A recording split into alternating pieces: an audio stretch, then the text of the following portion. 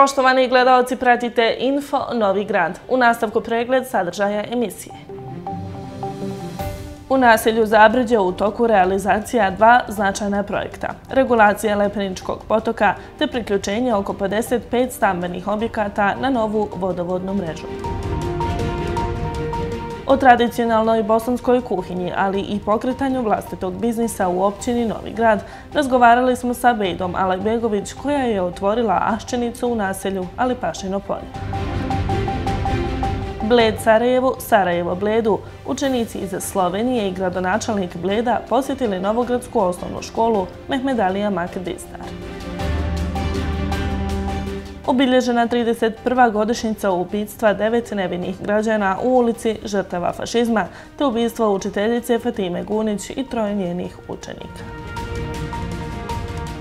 U Centru za kulturu i edukaciju Safet Zajko postavljena izložba Oblikujem. U mjesnoj zajednici Zabrđe u toku je realizacija dva značajna projekta. Privodi se kraju regulacije Lepeničkog potoka u dužini od 400 metara, a oko 55 stambenih objekata bit će priključeno na novu vodovodnu mrežu rezervoara Sokole. Načelnik općine Novi Grad Sarajevo Semir Efendić sa saradnicima i predstavnicima mjesne zajednice Zabrđe te izvođačima radova obišli su radove na dva projekta koji se izvode u naselju Zabrđe. Radi se o regulaciji potoka Lepenice i izgradnji distributivne vodovodne mreže za rezervoar Sokolje, na koju će biti priključeno oko 55 stambenih objekata. Izgradnjom nove vodovodne mreže rješava se problem snabdijevanja pitkom vodom domaćinstava koja nisu imala gradsku vodu u svojim domovima.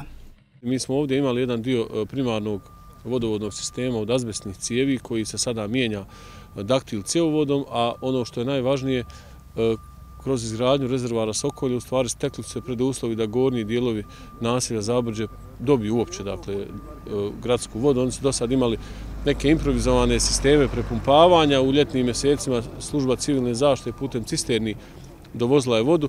Ovdje sa ovim dijelom projekta oko 55 stambenih objekata će biti priključeno na novu vodovodnu mrežu i sa novog rezervoara faktički se cijeli sistem prebacuje sa ranijeg načina snabdijevanja vodom sa rezervoara Buča potok na rezervoar Sokolje koji opet vodu dobija iz pravca Osijeka. Tako uglavnom ovim se u suštini rješava pitanje vodosnabdijevanja naselja Zabrđe. Ostaje još jedan dio objekata za koje tek trebamo ugovoriti i raspisati javnu nabavku, ali već izdata građevinska dozvola. Regulacijom korita potoka Lepenica biće uređeno korito potoka koji protiče kroz gusto naseljeno područje, čime se rješava odvodnja oborinskih voda i spriječava plavljenje okolnog zemljišta. U ovoj godini radimo oko 400 metara regulacije, prije toga je završeno nešto više od 2 km. Moram reći da ono zbog čega je značajno da takav vodotok bude regulisan između ostalog su svakako periodi poplava. Ako imamo situaciju da vodotok nije regulisan, vrlo su moguća začepljenja, a ovdje voda koja dolazi ili koja protiče Lepenicom je u stvari procjedna voda iz deponije Smiljević, koja je vrlo opasnog sastava i njeno izljevanje nije isto kao izljevanje neke druge vode. Mi smo u periodu prije nego je regulisan donji dio vodotoka kroz naselje Zabrđe često imali izljevanje potoka Lepenica. Ono se ne dešava u ovom regulisanom dijelu. I sa ovih 400 metara mi završavamo kroz naselje, faktički prolazimo sve stambene objekte. Ostaće još jedan dio regulacije do samog ulaza u gradsku deponiju, ali to već nije naseljeno područje. Evo mogu reći da je iz tog razloga značajno da se faktički privodi kraju regulacija potoka Lepenice koju je općina Novi Grad radila u proteklim godinama, nekad samostalno, nekad uz podršku drugih, kao što je Ministarstvo privrede i kantona Sarajevo. I ovaj put imamo dio sredstava iz budžeta općine, dio sredstava iz Ministarstva privrede i kantona Sarajevo. Imali smo jedno vrijeme čak i donaciju vlade Mađarske za dio tog vodotoka. Oba projekta su od velikog značaja za stanovnike ove mjesne zajednice s obzirom na to da su do sada imali velike poteškoće kada govorimo o snabdijevanju pitkom vodom. Projekti su od stvarno velikog značaja za kompletno naselje. Ova mjesna zajednica je imala određene probleme i poteškoće koji će ovim projektima naravno biti riješene. Ovi problemi do sada su se rješavali uglavnom montažom privatnih pumpi i dopumpavanjem vode u cjelokupan sistem, međutim na ovaj način će to biti riješeno sistemski uređeno. Završetak radova očekuje se na proljeće naredne godine, a vrijednost radova za izgradnju distributivne vodovodne mreže je oko 550.000 konvertibilnih maraka, a regulacije potoka Lepenica oko 600.000 konvertibilnih maraka. U ovom izdanju emisije rubrika Pozitivne priče usmjerena je na tradicionalnu bosansku kuhinju. Naime, Bejda Alejbegović nedavno je uz podršku porodice, ali i općine Novi Grad, otvorila aščenicu u naselju Alipašino polje. Ljubav prema kuhanju, tradicionalnim receptima, ali i želja da više bude uz porodicu, presudila je da pokrene vlastiti biznis i, kako kaže, sada je sretna i zadovoljna. U ulici Trg Solidarnosti BB u novogradskom naselju Alipašino polje odnedavno je zamirisao miris tradicionalne bosanske kuhinje, jela koja spremaju vješte ruke gospođe Bejde. Gospođa Bejde je u proteklom periodu radila drugu vrstu posla, a spremanje ukusne hrane bilo je samo za članove porodice i prijatelje. Posao koji je tada radila bio je dosta naporan i uzimao je dosta vremena. Nisam bila zadovoljna, bila sam jako malo sa svojom porodicom, jer sam mnogo radila. Znači, zato smo pokrenuli ovaj mali biznis, da malo sebi olakšam i jednostavno da budem slobodnija. Najviše me motivisao moj muž. Znači, mi smo se dogovarali i shvatili smo da bi najbolje bilo da mi ovako neki prostor otvorimo, znači ovu aščenicu, jer i ta ljubav prema kuhinji, moja ljubav prema bosanskoj kuhinji, da eto to nekako promovišemo i da pokažemo ljudima bosansku kuhinju, da to nije izumrlo.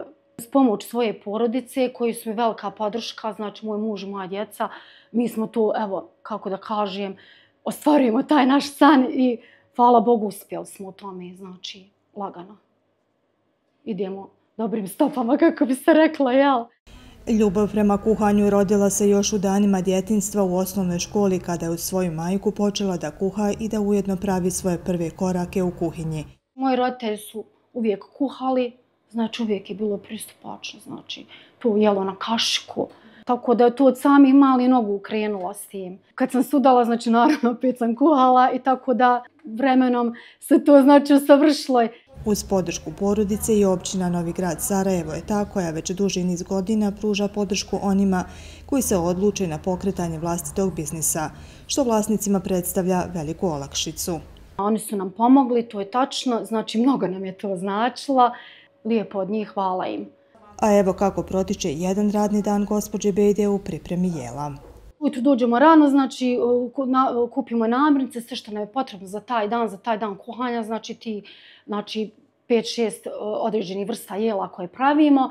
Znači ujutro to pripremamo, kuhamo, znači do nekih 9 sati bude spremno. Znači obično budu uvijek 2 ili 3 jela gotova do 9. Ovo ostalo se polako kuha i ono bude do jedno sat do sat i pol gotovo. Uvijek su znači 2 čorbe sigurno gotove do 9 ujutro. Znači, bude uvijek malo ranije kupaca koji dolaze, malo starije osoba koji vole da pojedu tako rano čorbu i tako da smo to nekako, tako da stignemo sve, uglavnom stignemo. Do otvaranja, do 9 sati, znači stignemo to da skuhamo i to je to, znači svaki dan i opet sve na od tih 5-6 vrsta jela kuhamo, znači po jedno 7-8 porcija i znači to ode u toku dana do 2, do pola 3, 3. Nažalost, danas se sve manje u našim domovima spremaju bosanska jela.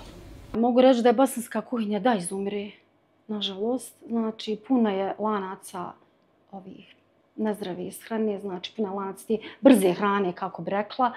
Tako da je nekako i naš cilj bio da malo osvijestimo da se to, da više bude kuhano, da se narod malo okrene više, znači na kašku da jede, da ono što je zdravije, kako bi se reklo.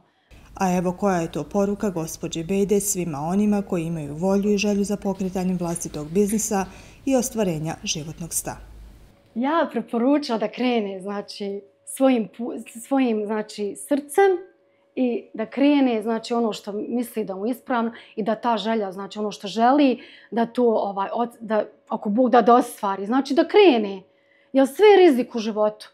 Jer ljudi koji rade ono što vole su sretni, a birati šta radimo, kada, s kim i koliko luksuz je koji možemo priuštiti jedino ako smo sami svoj šef.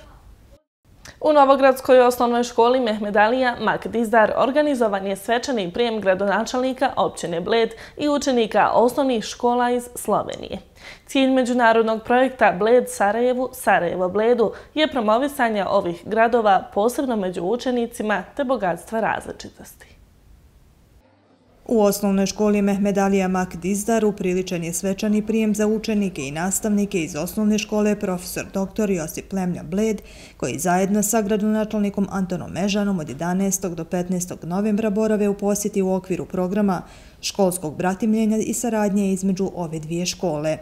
Ovaj prijem predstavlja nastavak saradnje koji ima za cilj povezivanje učenika, razvijanje razumijevanja među kulturama i jačanje obrazovnih programa kroz zajedničke projekte. Naša škola je prepoznatljiva po misiji međunarodnih i međuentitetskih isto tako projekata. Vjerovatno su vam bile poznate saradnje naše škole i škole Sapala, a otvaramo mostove i gradimo mostove prema mnogim gradovima. Ovaj put je to opština Bled. Naša podrška jesu obje gradske uprave i opštine Bled i grada Sarajeva, a također Ministarstvo za odgoj i obrazovanje kantona Sarajevo. Uglavnom imamo podršku, imamo mnogo zajedničkih aktivnosti. Cijelu sedmicu škola je organizovala aktivnosti za učenike iz Slovenije, njih 21 sa svojim nastavnicima. Oni su smješteni kod naših učenika. Organizovali smo sve što se može vidjeti u Sarajevu i okolo Sarajeva. Mi nekako našu djecu stvarno učimo da cijene i poštuju bogatstva različitosti. Sarajevo ih ima jako mnogo i Sarajevo zapravo treba da bude po meni centar različitosti u cijeloj Evropi. Mi to pokazujemo i svojom dobrodošlicom i našim ponašanjem. Otvoreni smo za sve ljude dobre volje bez obzira kako se zvali i ono je zapravo što je jedna od naših misija, da njegujemo bogatstvo različitosti, da budemo otvoreni i da učimo od drugih, a drugi od nas. Bratimljenje između ove dvije škole omogućava učenicima i nastavnicima da razvijaju međukulturne kompetencije, šire svoje znanje o drugoj zemlji i njenim običajima i unapređuju svoje komunikacijske vještine.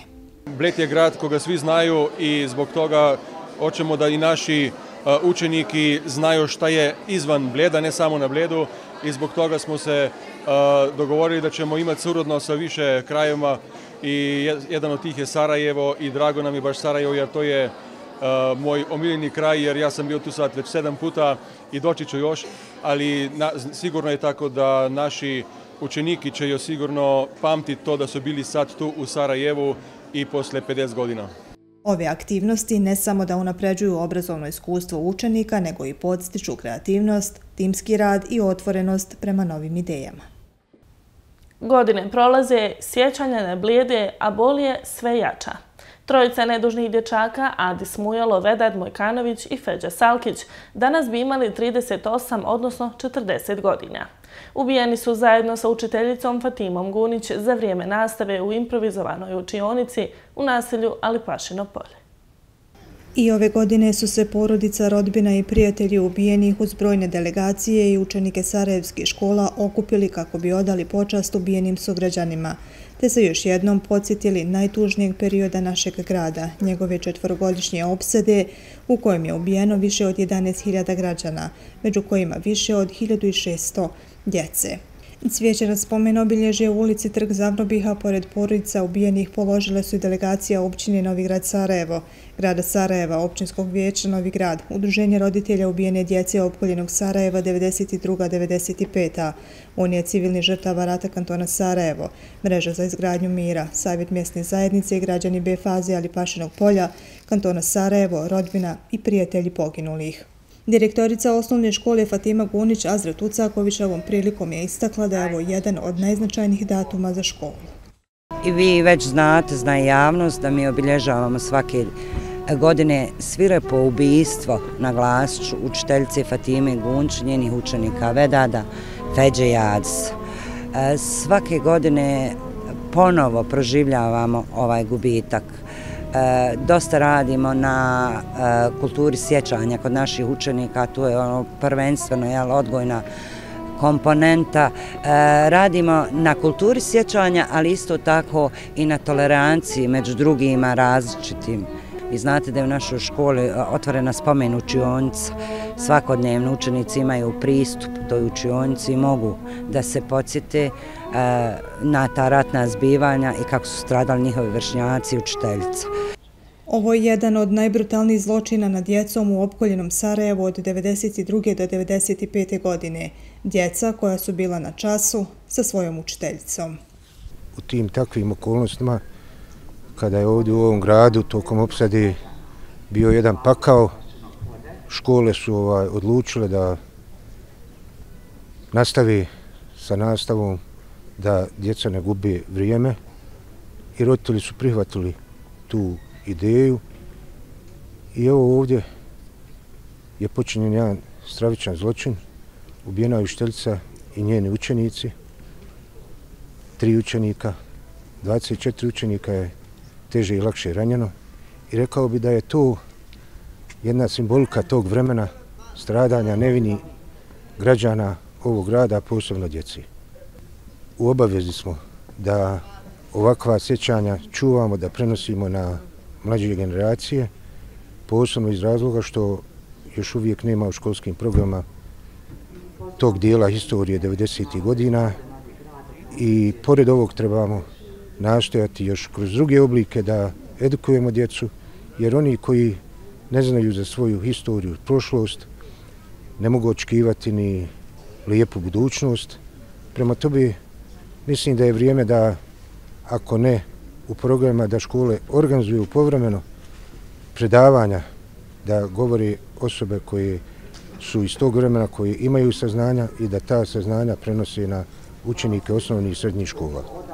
Također je ovom prilikom istaknuto da bi danas Adis Mujalo i Vedar Mujkanović, tada učenici 3. razreda, imali 40 godina, a Feđa Salkić, tada učenik 1. razreda, danas bi imao 38 godina.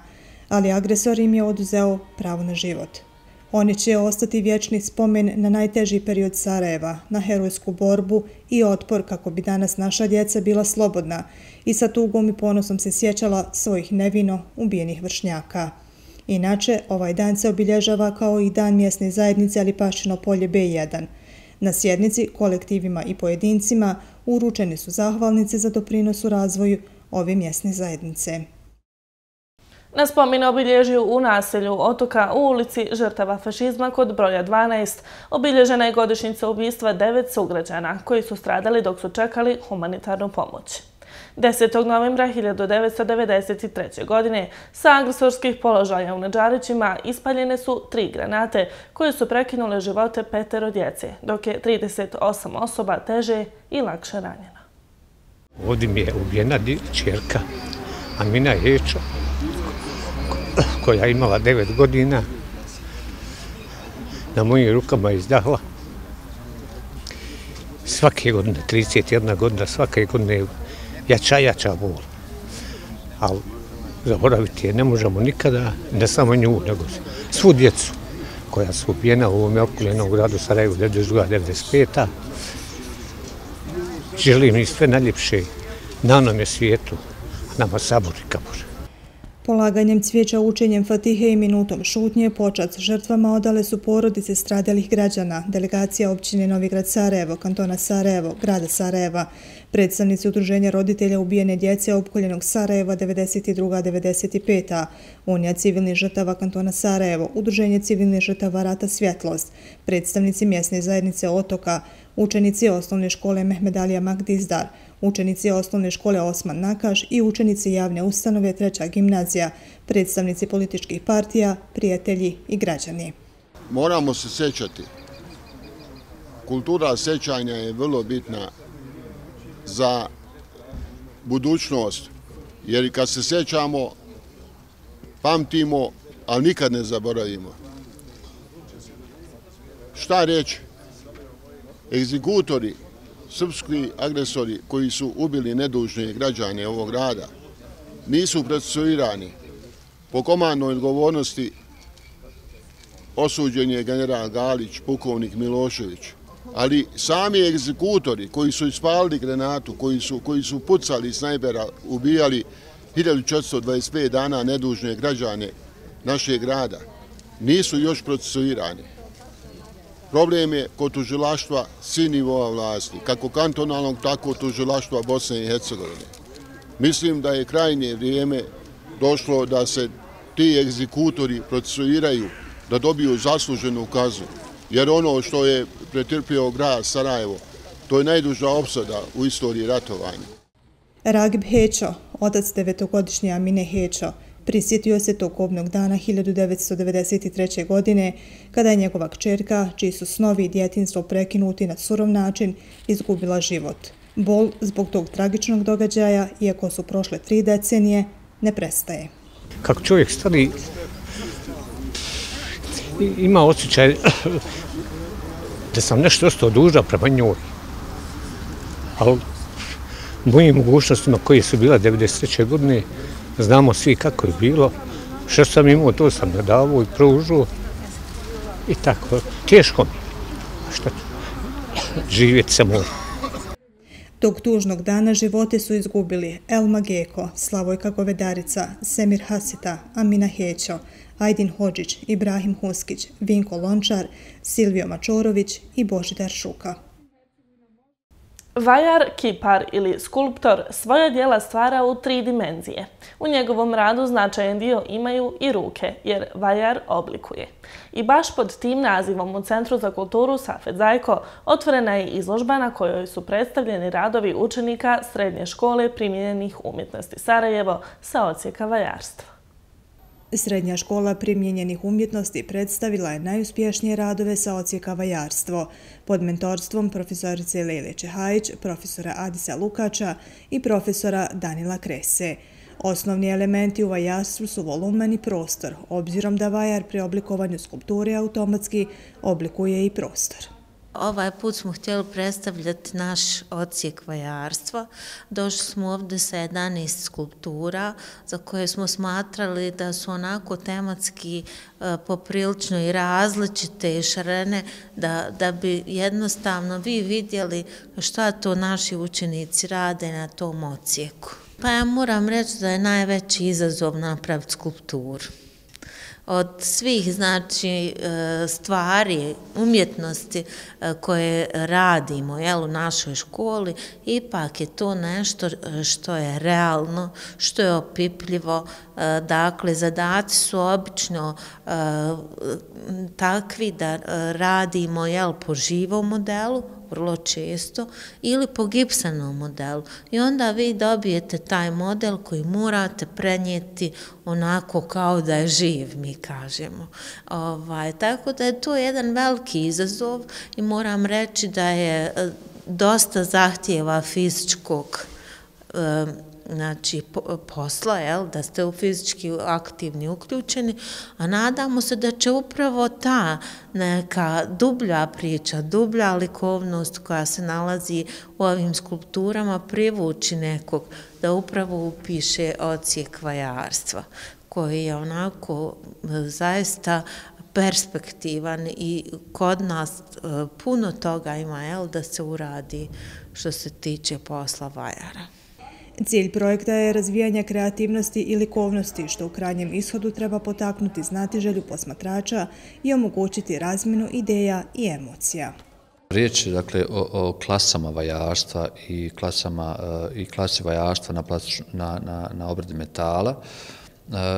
Ono što će publika moći vidjeti ovdje, pogotovo mladi, jeste da će vidjeti radove koji su rezultati, dakle, od pripremnih skica, crteža do oblikovanja, dakle, u glini i kasnije tehnološkog procesa livanja u gipsu i patiniranja kao završenog procesa u realizaciji skulpture. Različiti su motivi od portreta, dakle, šake, cijelih aktova, torza i animalističkog prikaza, dakle, jednog nosoroga imamo tu. Imamo neka poznata lica iz svijeta, našeg svijeta, dakle, književnosti, ali iz filmskog svjetskog svijeta, kao što je Avatar. Mislim da će biti zanimljivo. Ono što treba reći jeste da učenici koji završe srednju školu primjenjene umjetnosti ovaj put na odsjeku za vajarstvo, u budućnosti ja sam svjedok toga da ih ima jako koji rade i u svjetskim arhitektonskim birojima, kao dizajneri, kao skulptori, jer ono što prolaze jeste taj odnos sa oblik, prostor i formu koji je bitan kako u samom dizajnu, tako i arhitekturi, naravno i skulpturi. Izložba se može pogledati svakim radnim danom od 8 do 20 sati do 21. novembra ove godine. Ulaz na izložbu je slobodan. Info Novi Grad je završen. Do narednog puta, doviđenja.